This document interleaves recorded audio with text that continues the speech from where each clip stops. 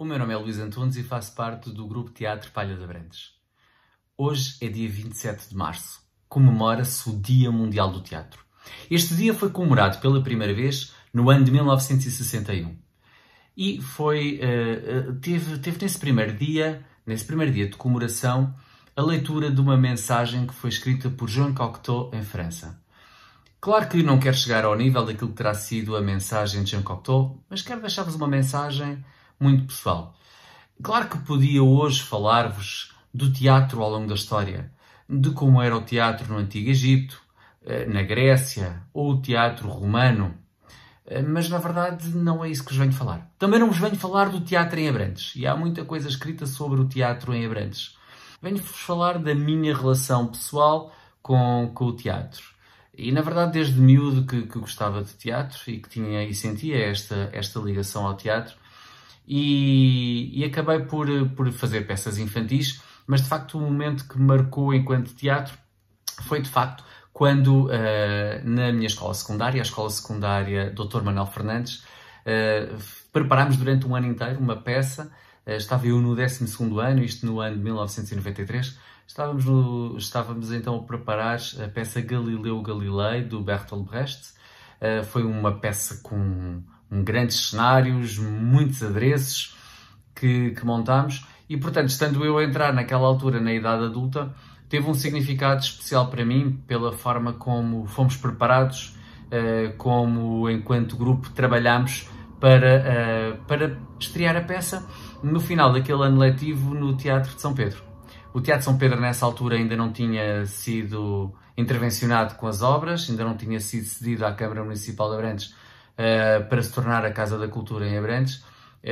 Na altura ainda tinha cinema e era um teatro bem diferente daquele teatro que depois viemos a conhecer nos anos seguintes, até agora finalmente ter sido resgatado e fazer parte daquilo que é o património público e que em breve com certeza estará ao serviço de todos.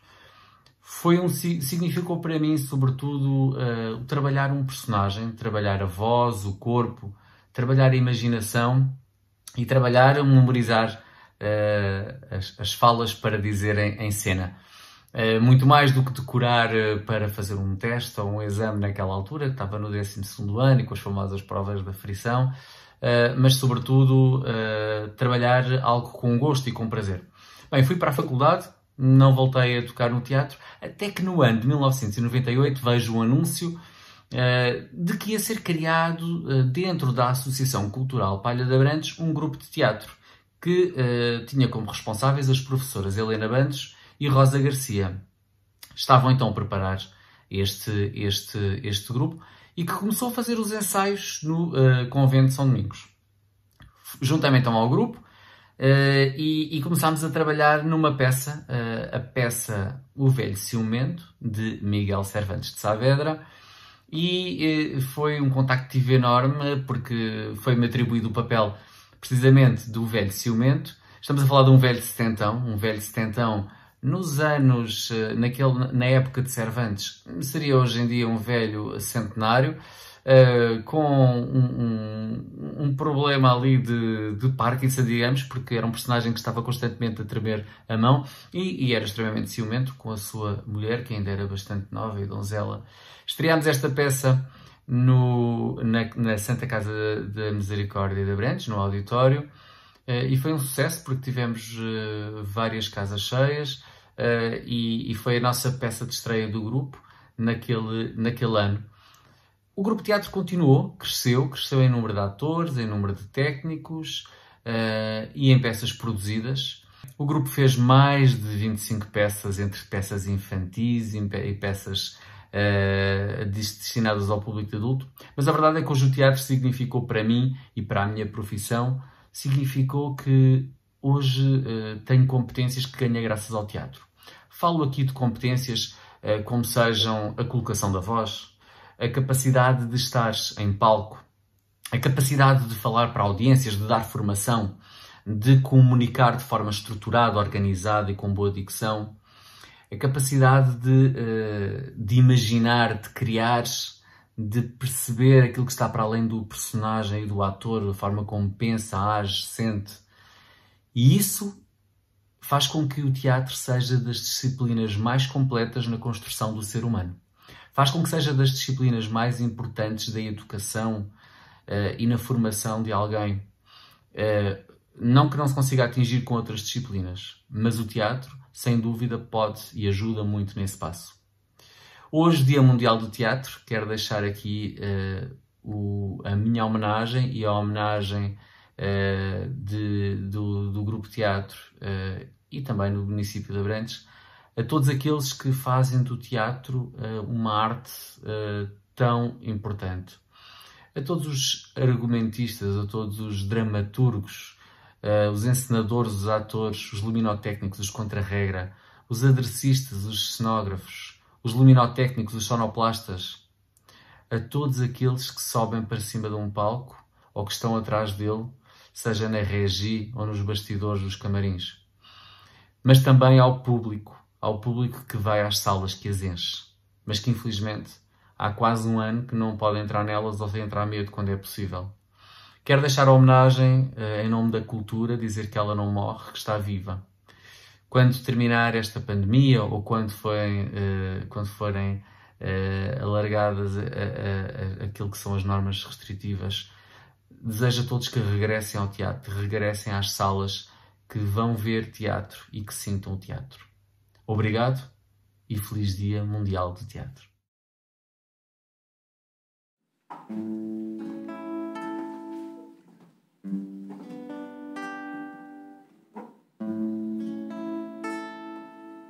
As mãos, as mãos, as mãos. Para que servem as mãos? Para pedir, Prometer, chamar, conceder, ameaçar, suplicar, exigir, acariciar, recusar, interrogar, admirar, confessar, calcular, comandar, injuriar, incitar, teimar, encorajar, acusar, condenar, absolver, perdoar, desprezar, desafiar, aplaudir, reger, benzer, humilhar, reconciliar, exaltar, construir, trabalhar, escrever. A mão de Maria Antonieta, ao receber o beijo de Mirabeau, salvou o trono da França e apagou a auréola do famoso revolucionário. Múcio Cévola queimou a mão que por engano não matou Porcena. Foi com as mãos que Jesus amparou Madalena. Com as mãos David agitou a funda que matou Golias. As mãos dos Césares romanos decidiam a sorte dos gladiadores vencidos na arena. Pilatos lavou as mãos para limpar a consciência. Os antissemitas marcavam a porta dos judeus com as mãos vermelhas, como signo de morte. Foi com as mãos que Judas pôs ao pescoço o laço que os outros Judas não encontram. A mão serve para o herói empunhar a espada e o carrasco, a corda. O operário construir e o burguês destruir. O bom amparar e o justo punir. O amante acariciar e o ladrão roubar. O honesto trabalhar e o viciado julgar. Com as mãos atira-se um beijo ou uma pedra, uma flor ou uma granada, uma esmola ou uma bomba. Com as mãos o agricultor semeia e o anarquista incendeia. As mãos fazem os salva-vidas e os canhões, os remédios e os venenos, os bálsamos e os instrumentos de tortura, a arma que fere e o bisturi que salva. Com as mãos tapamos os olhos para não ver e com elas protegemos a vista para ver melhor. os olhos dos cegos, são as mãos. As mãos na agulheta do submarino levam o homem para o fundo como os peixes. No volante da aeronave atiram-nos para as alturas como os pássaros. O autor do Homo Rebus lembra que a mão foi o primeiro prato para o alimento e o primeiro copo para a bebida, a primeira almofada para repousar a cabeça, a primeira arma e a primeira linguagem. Esfregando 2 ramos, conseguiram-se as chamas. A mão aberta, acariciando, mostra a bondade. Fechada e levantada, mostra a força e o poder. Empunha a espada, a pena e a cruz. Modela os mármores e os bronzes. Dá cor às telas e concretiza os sonhos do pensamento e dá fantasia nas formas eternas de beleza. Humilde e poderosa no trabalho, cria a riqueza. Doce e piedosa nos afetos, medica as chagas, conforta os aflitos e protege os fracos. O aperto de 2 mãos pode ser a mais sincera confissão de amor, o melhor pacto de amizade ou um juramento de felicidade. O noivo, para casar-se, pede a mão de sua amada. Jesus abençoava com as mãos. As mães protegem os filhos, cobrindo-lhes com as mãos as cabeças inocentes. Nas despedidas, a gente parte, mas a mão fica ainda por muito tempo agitando o lenço no ar.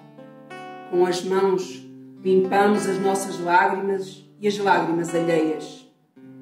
E nos 2 extremos da vida, quando abrimos os olhos para o mundo e quando os fechamos para sempre, ainda as mãos prevalecem.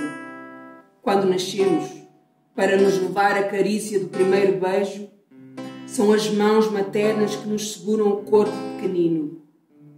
E no fim da vida, quando os olhos fecham e o coração para, o corpo gela e os sentidos desaparecem. São as mãos, ainda brancas de cera, que continuam na morte as funções da vida. E as mãos dos amigos nos conduzem e as mãos dos cordeiros nos enterram.